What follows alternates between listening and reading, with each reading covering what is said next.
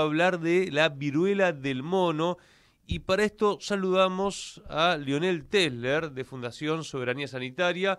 ¿Cómo te va, Lionel? Buen día. ¿Cómo andás, Iván? ¿Qué decís tanto tiempo? Tanto tiempo, compañero. Bueno, no dejamos de pensar en la pandemia, sí tenemos en los cajones los barbijos y ahora aparece esto de la viruela del mono. Primero contanos qué es y si da para preocuparse. Bueno, lo que por las dudas no vamos a decir que no hay que preocuparse. Bien. Todavía no es un problema de gran escala que esté por llegar acá, pero aprendimos con la experiencia que a este tipo de cuestiones hay que prestarle atención. La viruela del mono es una enfermedad que se reportó en los Te primeros pido, años de Leonel, la si década puedes de hablarle 1900. un poquito más cerca al micrófono del celu. ¿Ahí va mejor? Ahí va un poco mejor.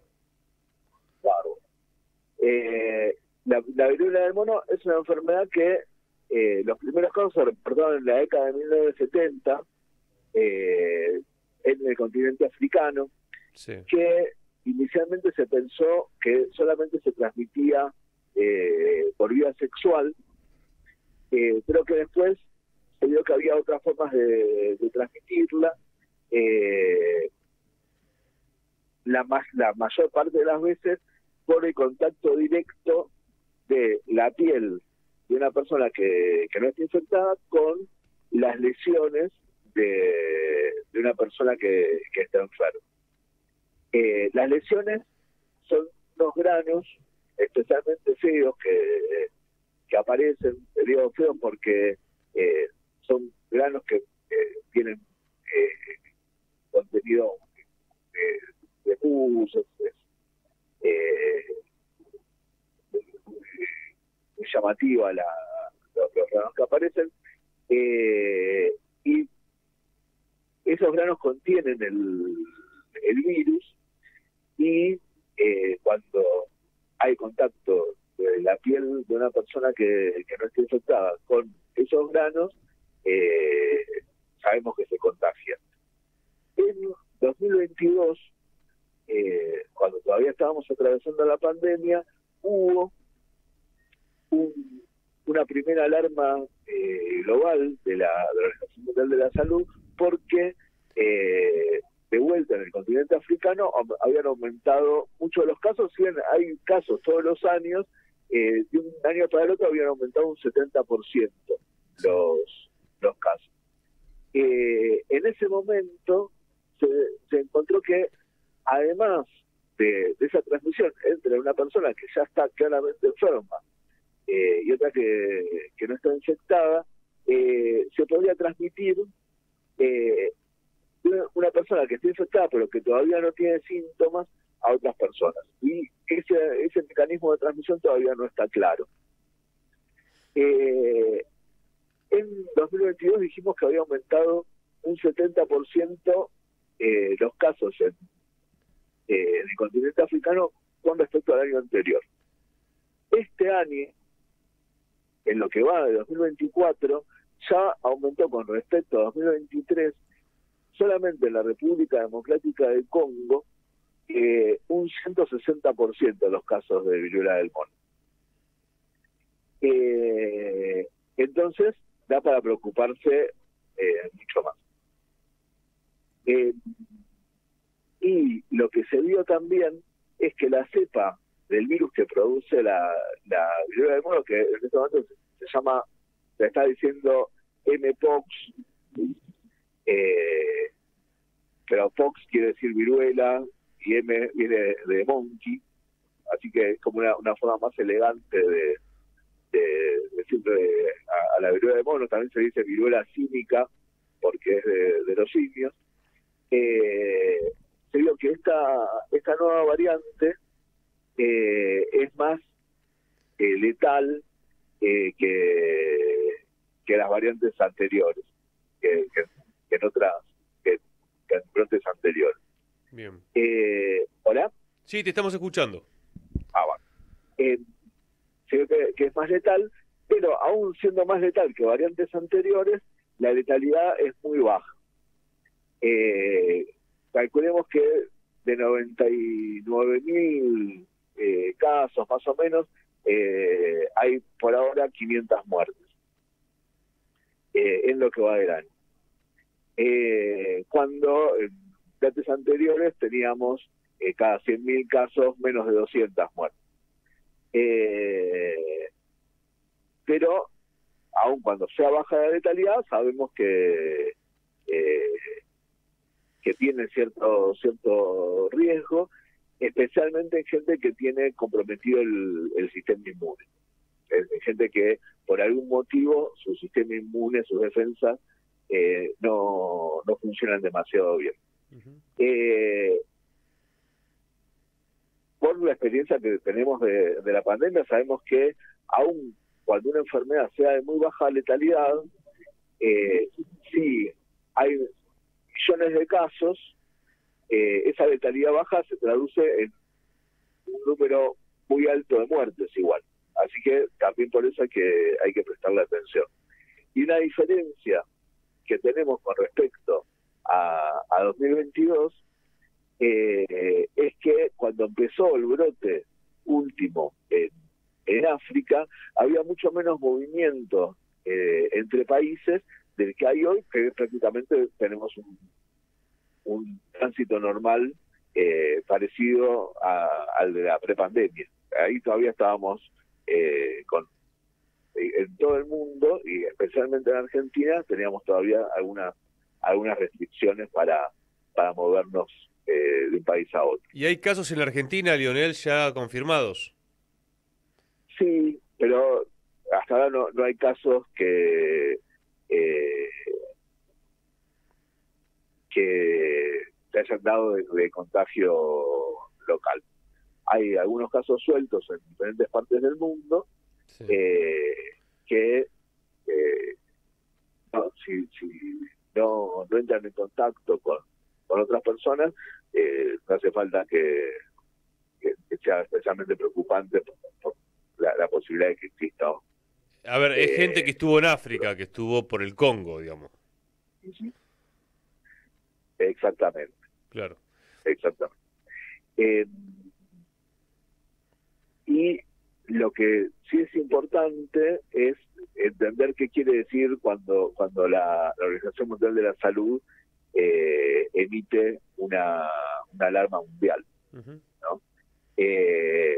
Básicamente lo que plantea es que existe el riesgo de que adquiera una dimensión tal el brote que empezó en el Congo, en la República Democrática del Congo, que se vaya de los límites nacionales. Eso quiere decir que además de que gente que estuvo en África vuelva infectada, se empiece a contagiar la enfermedad, a transmitir la enfermedad en países fuera de Congo. No necesites estar en África para contagiar.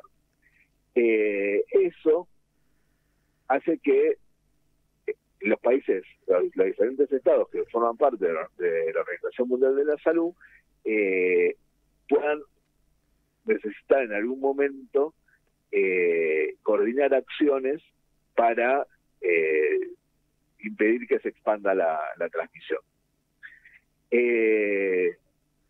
Eso, por un lado, nos parece que es interesante y que vale la pena prestarle atención, porque funciona mucho mejor cuando hay una coordinación entre estados para prevenir la expansión de una epidemia, de una pandemia, de una posible pandemia, pero nos ocupa por dos motivos. Primero, porque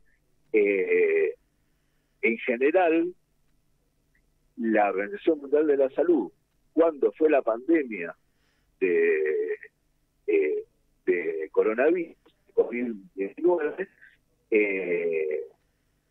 no funcionó como este articulador. Y lo que sucedió fue una desarticulación absoluta entre los diferentes países y una suerte de sálvese quien pueda internacional. Tal cual. Sí, sí, la pandemia fue un sálvese quien pueda. Tal cual. Y eso, el problema principal, como casi siempre sucede, es que eso deriva en que se agudiza la desigualdad entre países. Los países más pobres la pasaron peor, y los países más ricos se ocuparon de proteger a sus partes más ricas. Sí, ¿no? sí, sí. Bueno, de hecho, África fue el continente más castigado, ¿no? En la distribución de las vacunas. Tal cual. No. Fue realmente la experiencia que tuvieron los países centrales, especialmente Estados Unidos, fue súper complicada. Vos tenías de repente al presidente que recibió un tratamiento que costaba cientos de miles de dólares, y al mismo tiempo gente que se moría sin poder llegar al hospital porque no había cama. Está bien. Eso nos preocupa. Ahora, además, en nuestro caso local, nos preocupa muchísimo porque algo que puede funcionar, si no funciona todo el sistema internacional, es tratar por lo menos a nivel regional de articular acciones para frenar la pandemia, generar lo que se llama un escudo sanitario dentro de la región. Hoy eso es imposible. Es imposible. Pero bueno, che, ya que estamos, me parece que quedó respondida, ¿no? La preocupación de la viruela del mono y todo lo que nos planteás, que esperemos que no se expanda, porque si no, no digo que está mal horno, pero más o menos. Te quiero preguntar del tema del dengue, porque ahora estamos en el fresco, pero en cualquier momento se viene la primavera, los mosquitos van a volver a aparecer, algunos están ahorrando en repelentes, porque sabemos que después se va a disparar el precio, sobre todo en esta Argentina. Tema vacuna del dengue, eso está para la gente menor a 60 años, ¿no? Y que sobre todo que los que nos infectamos tendríamos que vacunarnos. ¿Cuál es la recomendación? Sí, la gente que ya tuvo dengue, sí, es recomendable que se vacune. ¿Cuándo? Porque ¿Ahora, Leonel, o se puede esperar? Ahora, cuanto antes es mejor, porque son dos vacunas, dos dosis la vacuna con 3 meses de distancia entre una y la otra, y recién después de la segunda dosis, más o menos 3 semanas después de la segunda dosis, es que lográs la máxima protección. Okay. Y es recomendable que se vacune la gente que ya tuvo dengue, porque el principal riesgo del dengue es cuando te agarra por segunda vez. Por segunda vez. ¿Sabés el precio hoy que está subió el precio? ¿Qué puedes recomendar? ¿Dónde ir?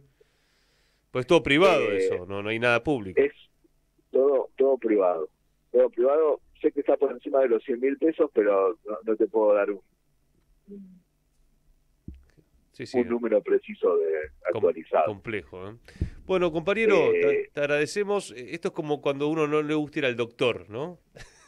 Al médico, porque también nos ponemos a hablar de temas que decimos, no, bueno, aparte es viernes, pero bueno, está la recomendación y no sé si nos dejaste tranquilos, pero por lo menos nos explicaste qué es lo del mono, que se anda hablando. Te agradecemos la charla, Leonel. Abrazo grande.